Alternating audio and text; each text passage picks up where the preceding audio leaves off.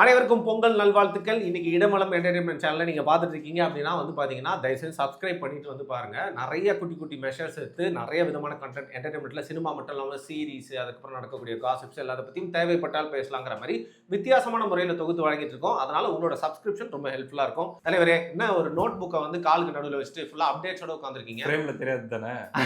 நம்ம ஏன் விட்டு இப்படியே உட்கார்ந்து பேசணும். நீங்களும் நானும் பக்கத்துல உட்கார்ந்து அப்படியா ஆமா அப்படின்னு பேசினா சூப்பரா இருக்குமே. நல்லா இருக்கும். நல்லா இருக்கும். கடைசியில் ஒரு பஞ்ச் சொல்லி முடிக்கணும். விலை பேச்சு யானை வரும் பின்னே மணி யோசை வரும் முன்னே அந்த மாதிரி முடிக்கலாம். ஸோ எனிவே நம்ம ஸ்டைல்ல நம்ம பண்ணுவோம். என்ன வச்சிருக்கீங்க? ஜனநாயகனுக்கு மணி யோசை வந்து விட்டது. சீரியஸ்லி என்ன அப்டேட்? நாங்க ஏங்க அப்டேட், அதாவது விஜய் ஃபேன்ஸ் என்ன மீம்ஸ் போட்டுக்கிறாங்க சோஷியல் மீடியால. என்ன அந்த மலேசியால ஒரு படத்துல வந்து விவேக குனி வச்சு பின்னாடி அடிப்பாங்கல்ல, அவர் சிரிப்பாரு.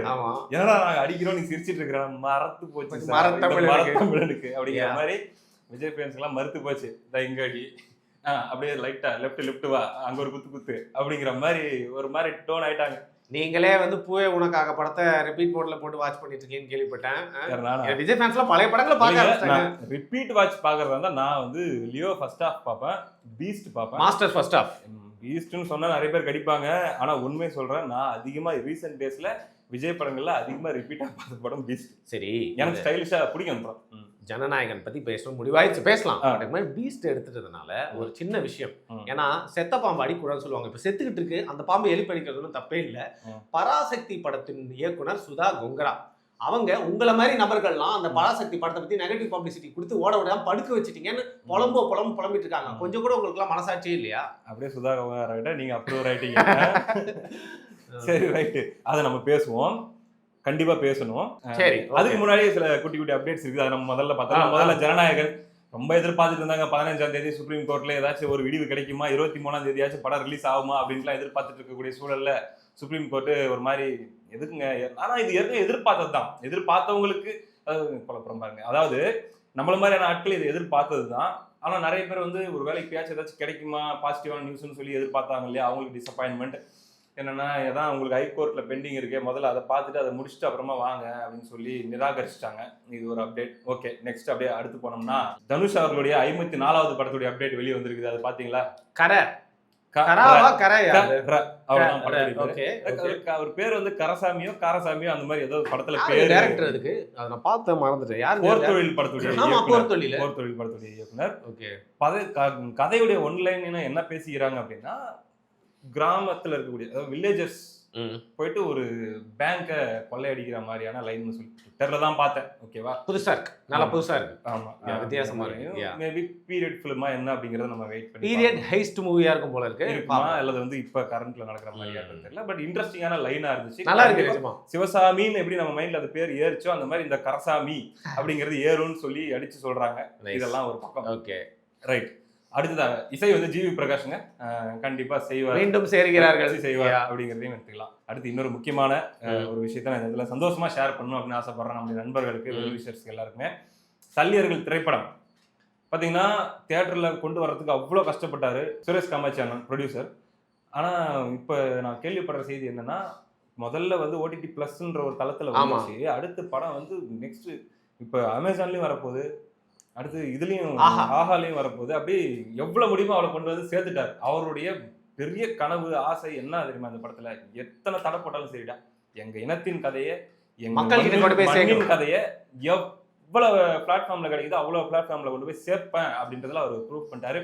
இன்னொரு பாசிட்டிவான ஒரு நியூஸ் கிடைச்சு, அந்த படம் லாஸ் கிடையாது. எப்படி எடுத்த பட்ஜெட் 60 லட்சம் பிரதர். அண்டு மக்களுடைய ஆதரவு, தமிழர்களுடைய ஆதரவு, உலகம் எங்கும் இருக்கக்கூடிய தமிழர்களுடைய ஆதரவால அந்த படம் நஷ்டம் கிடையாது, வெற்றி பெற்ற படமாக மாறி இருக்குது. வெற்றி படம் சல்லியர்கள் படம் பேசிக்கலி எடுத்தவரே காசுக்காக எடுத்துக்க மாட்டாரு. அப்படி இருந்தாலும் நோக்கத்துக்காக எடுத்தும் கமர்ஷியலாவும் ஒர்க் அவுட் ஆயிருக்கு, வெற்றி படம் ஆக்கியிருக்காங்க. சந்தோஷம். அந்த விஷயத்த நான் இந்த இடத்துல சொல்லணும் அப்படின்னு ஆசைப்பட்டேன். அடுத்ததாக முக்கியமான விஷயத்துக்குள்ள வந்துடலாம். நம்ம பராசக்தியை பத்தி ரொம்ப பேசிட்டோம், சுதா கொங்கரா அவர்களை பத்தி ரொம்ப பேசிட்டோம். பாத்தீங்களா, நேத்து பொங்கல் எங்கேயோ வேற எங்கேயோ போய் கொண்டாடினாங்களாமே. மோடிஜி எல்லாம் தாளம் போட்டுட்டு இருந்தாரு, எல்லாருக்கும் பொங்கல் நல்லாத்துக்கால் அப்படின்னு. எனக்கு புரியவே இல்லை, அது எப்படி பராசக்தி படத்தோட டீம் மட்டும் கரெக்டா அங்க போச்சு. நான் தேவையில்லாம அரசியல் பேச, முருகன் அவர்களுடைய அழைப்பின் பேர் இல்லையா. ஆனா அவர் தாங்க இந்த சென்சார் போர்டு விஷயத்துல கொஞ்சம் பவர்ஃபுல்லான புரியுது. ஆனா ஜனநாயகம் படம் வர மாட்டேங்குது. இங்க என்ன பராசக்தி டீம் போய் மோடியை பாக்குது. மக்களே நீங்களே என்னன்னு கோட்டுக்கோங்கப்பா. ஓகேவா? அது போக ஜனநாயகன் படம் ரிலீஸ் ஆகாம தள்ளி போயிட்டு இன்னைக்கு விஜய் ஃபேஸ் பண்ற ப்ராப்ளம் எல்லாத்துக்கும் பின்னாடி ஒரு தமிழ்நாட்டு லாபி தான் இருக்குது. விஷயம் டெல்லியில வச்சு நடந்தாலும் அதுக்கு பின்னாடி இருக்கிறது தமிழ்நாட்டு லாபின்னு சொல்லி நமக்கு ஒரு செய்தி வருகிறது. ஸ்ட்ரிங்ஸ் இங்க தான் புல் பண்ணிருக்காங்க. ஆமா, அந்த தமிழ்நாட்டு லாபியில திராவிடமும் இருக்கிறது, ஆர்எஸ்எஸும் இருக்கிறது. அதான் நேத்து இருந்துச்சு. அந்த பொங்கல் விழால யாரெல்லாம் பொங்க வச்சாங்களோ அவங்க எல்லாருமே தான்.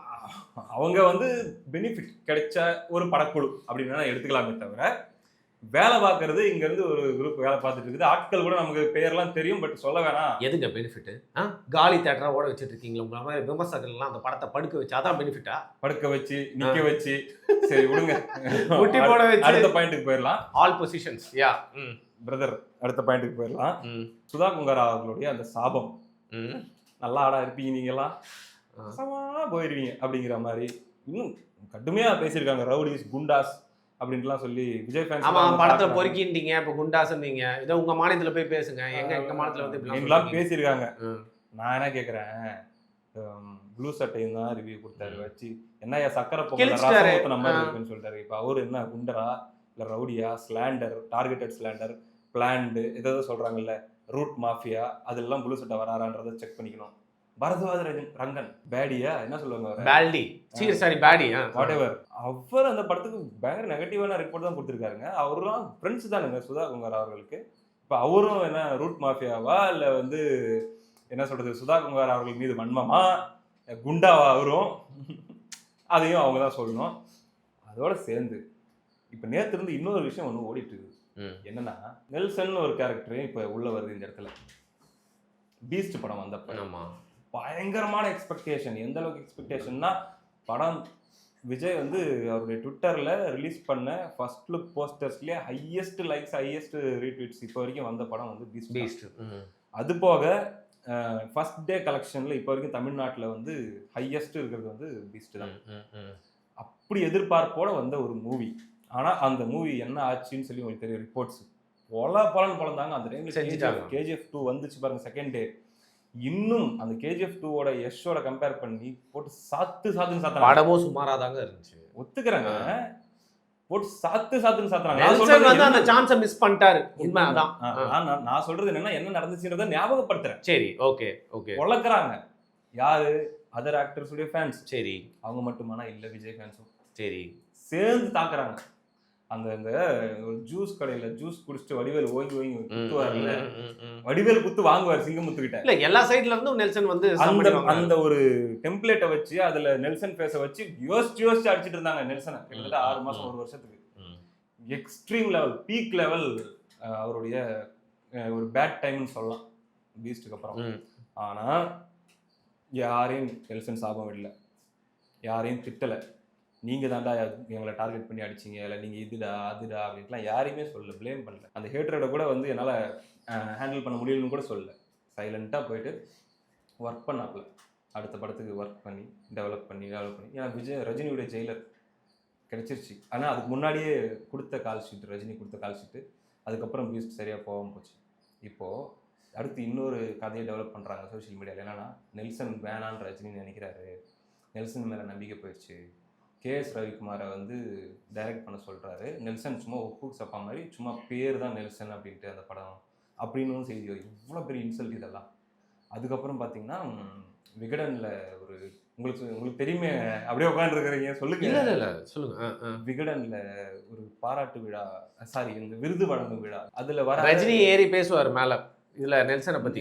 இல்லைங்க, நெல்சனை கண்டுக்கிறதுக்கு இல்லைங்க அவர் வரும்போது. இப்போ எப்படி லோகேஷ் கனகராஜ் பண்றாங்களோ அந்த மாதிரி பண்ணியிருந்தாங்க. ஓகேவா?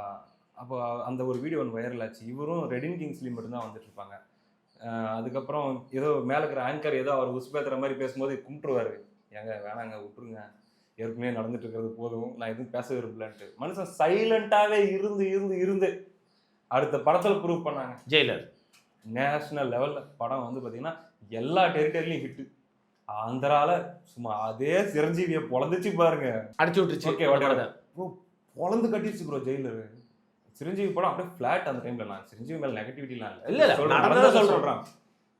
கர்நாடகா, ஆந்திரா, தமிழ்நாடு பிக்கிது. அந்த பக்கம் ஓவர்சீஸ்லாம் சொல்லவே வேணாம். நார்த்லயும் அப்படி ஒரு சம்பவம் பண்ணி. ஏங்க சுதா கொங்கரா பத்தி பேசிட்டு ஏங்க இப்ப நெல்சன் புகழ் பாடிட்டு இருக்கீங்க நீங்க? ஏன் இதெல்லாம் ஏன் சொல்றேன் அப்படின்னா, இது எல்லாருக்கும் தெரிஞ்ச கதை தான். இருந்தாலும் நான் ஏன் சொல்றேன்னா, அவ்வளோ நெகட்டிவிட்டி வரும்போது அதை ஹேண்டில் பண்ற பக்குவம் சுதா அவர்களுடைய ஏஜோட கம்பேர் பண்ணும்போது நெல்சன் கண்டிப்பா கம்மியா தான் இருக்கும். எக்ஸ்பீரியன்ஸோட கம்பேர் பண்ணும்போது நெல்சன் கம்மியா தான் இருக்கும். ஆனா இவங்க அந்த ஆள் வந்து ஹம்புலா அக்செப்ட் பண்ணிட்டு சக்சஸ்ஃபுல்லா ப்ரூவ் பண்ணாரு. அடுத்து ஜெயிலர் 2 இப்போ வந்துட்டாரு. அதுக்கடுத்து பார்த்தீங்கன்னா என்டிஆர் படம் பண்ண போறாரு. அப்படி போறாரு. ஆனா இவங்களுக்கு பின்னாடி எவ்வளோ பெரிய பேக்கப் இருந்தும் கூட இந்த மாதிரி கமெண்ட்ஸ் ட்விட்டர்ல வருது அப்படின்றதெல்லாம் வச்சு இவ்வளோ கோவப்படுறதும், இவ்வளோ எமோஷன் ஆகுறதும், இவ்வளோ என்ன சொல்றது கர்ஸ் பண்றதும் என்ன மாதிரியான மெச்சூரிட்டி?